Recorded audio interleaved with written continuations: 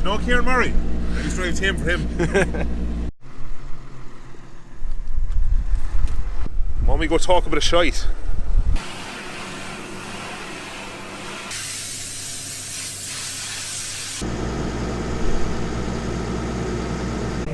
Reversing camera and all that. I haven't even got a reversing camera and lorry. Here, tell me about the tank. So SlurryKat 2,500 gallon tank with 9 metre telescopic triple bear. So when you fall up for the road, she'll pull down. She's no higher than the tank then. When you go into the field, then she'll go to 9 metres wide. Great job, less passes in the field, the wider the better.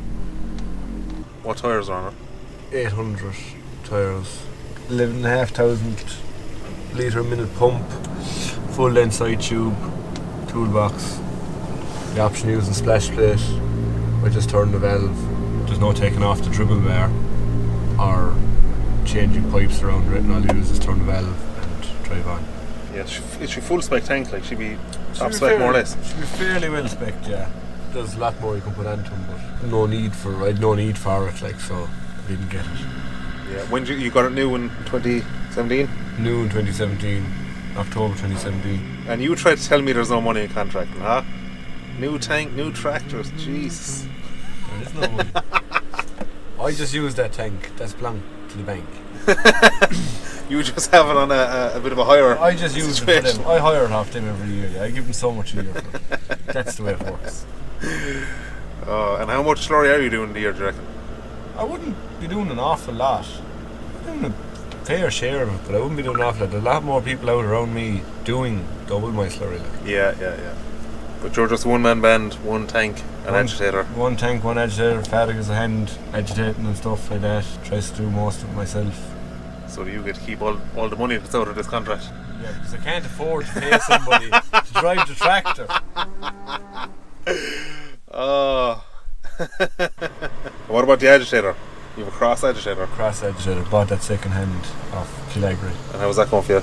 Good. Never gave any bother, which the agitators kind of don't in general, but good agitator. Always agitate. Tanks, no bother for me. You get blocked the odd time, like, which are blocked with every agitator, like. If you were buying a new agitator in the morning now, would you go and buy a cross, or would you go buy whatever Paddy Fitz had below, or would you go further afield? Yeah, I'd nearly go further afield, like. I Fitz is selling NC, like, but I don't really like the setup of the NC as such, the way they fold up behind the tractor. Yeah, what would you go for so if you were changing? I'd consider a Red Rock or Cross again, like. Yeah.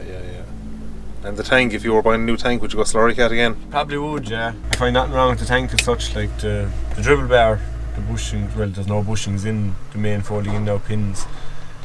There should have been bushings put in there.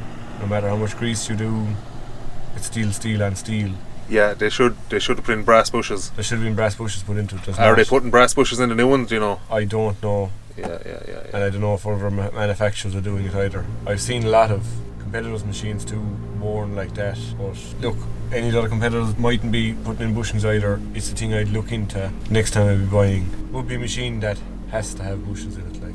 Yeah. So you won't be changing anytime soon anyway. You're going to keep hiring that tank off the bank every year. I'm going to keep hiring that tank off the bank for the year, yeah. I would consider going to different manufacturers, but I won't be for a long time now. The tank will do me a long time.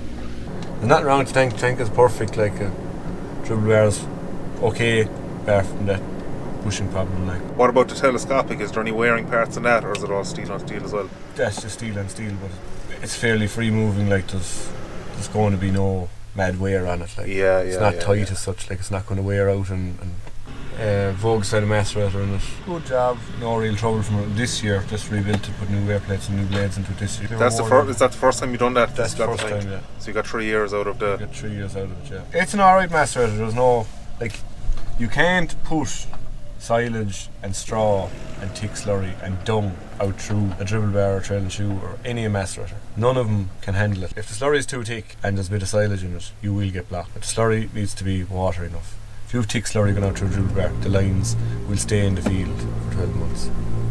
You'll see them after you cut the silage. You'll wonder why are these lines in the field. It's the slurry. The thick slurry is after sitting on top of the ground. To stay there. Slurry needs to be water enough to be put out with them. Splash splits you get away with it, like, but a lot of people don't understand that. Slurry needs to be right. It needs to actually be liquid, like the outer tank we agitated earlier on is too thick, like. I'm gonna have to draw some water to that, like. That's way too thick. That's even too thick for a splash plate, like. Yeah. And do you do any splash plate spreading now, or do you use the dribble bar all the time? 95% of the time just dribble bar. Only use the splash plate. If the tank is too thick and too full, you need to get it lower down, you'd use it. Or if the farmer specified he wanted it. But everyone's looking for dribble bar. If you were going for another tank now, say if you were buying a new tank, would you go dribble bar again? Would you go trail and shoe? Would you go for that again, same setup? I'd probably stick with the dribble bar. It's more or less the same as trail and shoe, like. A lot of the trail and shoes that are out there are a couple of inches off the ground, like they're actually going onto the ground.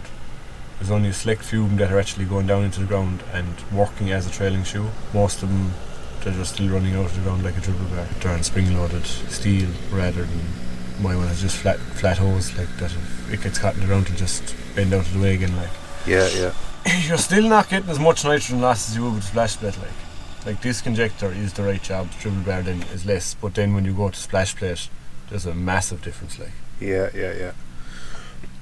Like in cold weather there, you'll notice the difference with the dribble bar. Like dribble bar, the same amount of slurry is going out every pipe. The focus on the macerator is dispersing the slurry out evenly out every pipe. It's distributing it out to every pipe. The same amount of slurry goes to every pipe, so it's more accurate. Splash plate, like, it's going out, it's hitting a plate of steel and it's just getting blown everywhere, like. It's going up into the atmosphere and more slurries and it's going to the outside corner and no slurries going underneath the splash plate. And Yeah, actually you'd often see there with splash plate, like you'd have way more going out one side than the other side because some lad backed a splash plate into a ditch one day and just slightly bent, like, and the slightest little bend will upset him completely. I spread pig slurry for a farmer and we put it out with the splash plate, and for weeks you could see these green lines in the field and yellow lines, like about 5 feet away from the wheel of the tanker, like there was this yellow line, like there wasn't enough of the slurry went out at all. And he said never again. He went back to dribble bar, like.